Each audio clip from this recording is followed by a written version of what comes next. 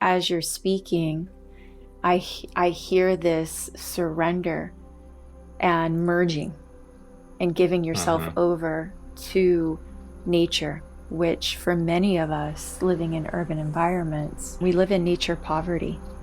And for some people, there's not even a tree, but maybe there's a dandelion growing through the cracks of the cement, right?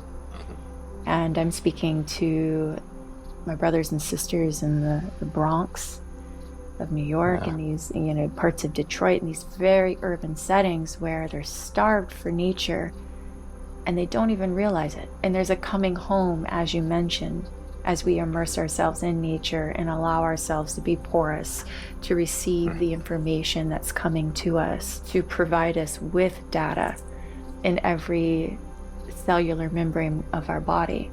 And then being so in the moment and so present that we can actually feel our body respond to it, not intellectually, but somatically within the body. Yeah.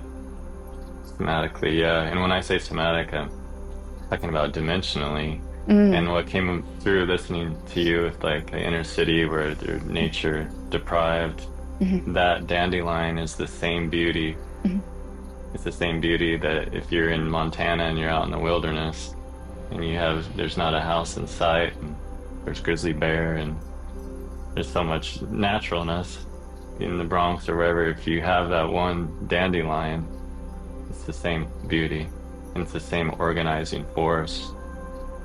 It's the same spirit. Martin Prechtel says the garden never left.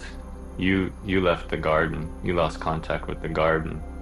So that reality is always here. And I know it's so much harder when you're in a city. So I really do empathize with that. But I also look for ways that gardens, inner city gardens, even if you can just orient to the sky, the sun, to rain, to maybe there's even just bits of that clear reflection, because Earth is always there for us, and it's the clearest mirror, and it's always nourishing. So that one dandelion, yeah, it's enough in one sense if you had the tools. And I think we do sort of have to teach these skills again, what I call EcoSomatics. I used to just call it land-based somatics. EcoSomatics became a thing, eco-depth psychology, these kinds of animist ways of remembering that everything's animate. And you go even deeper, even the structures are of earth that have been transformed into this table and these walls. And so it's kind of a perceptual skill that you learn how to perceive reality, really.